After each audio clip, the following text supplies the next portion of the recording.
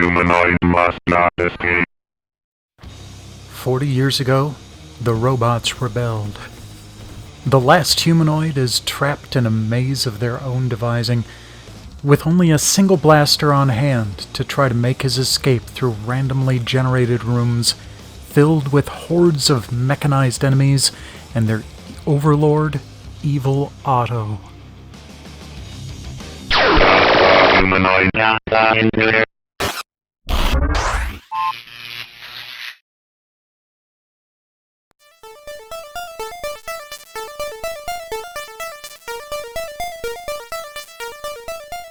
Berzerk was one of the first arcade games to include speech, and it was used to pretty great effect. Even before you start playing the game, you're drawn in with "coin detected in pocket," and throughout your play session they come after you with shouts of "Get in, fight like a robot, the humanoid must not escape," cheering your defeat with humanoid intruder. if you should fail.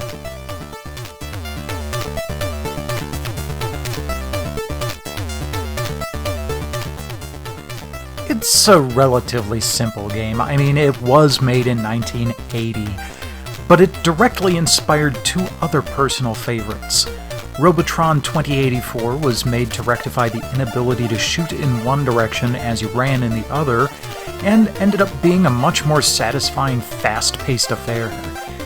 The other descendant was Seamus, which I grew up with on the Commodore 64, and whose shadow enemy tops Evil Otto for sheer terror in my book.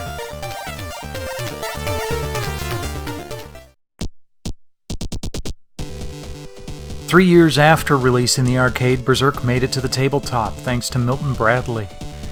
Setup involves the assembly of the hero character's arms, applying a bunch of stickers, and setting the various robots around the board whose walls are sadly fixed in place on the board.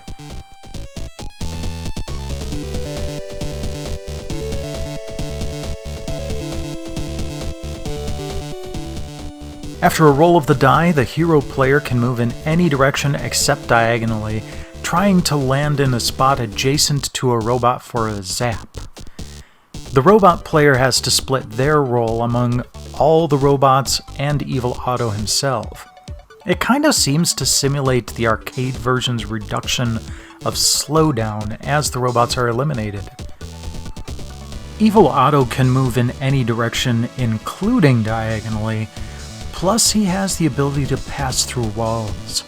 Sounds broken, but that's also pretty accurate to the beeline he makes in the arcade original. The robot's goal is pretty obvious, and 3 zaps of the hero are a win for Team Otto. The human has to make it to Evil Otto's starting point before that happens.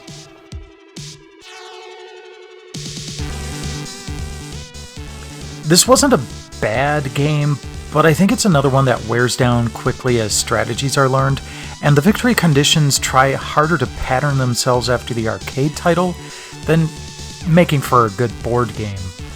Overall, a decent time, but I don't really foresee playing it too much more than this one match with Infamous. Yep, you win. Well, I mean that round, but overall in points you won. No, because you had 40 points and I only had 30. Right, but the previous game The you had previous game, yeah, I kicked your ass. But Oh, this yeah. is a different game. Well, same game, different round. I'm like, all right, well, Yeah. totality, you won. Got any thoughts on Berzerk's arcade or tabletop incarnations? Let me know here in the comments below or on Twitter @TesseractUnfold. Meanwhile, like, subscribe, spread the word, and I'll see you again next week.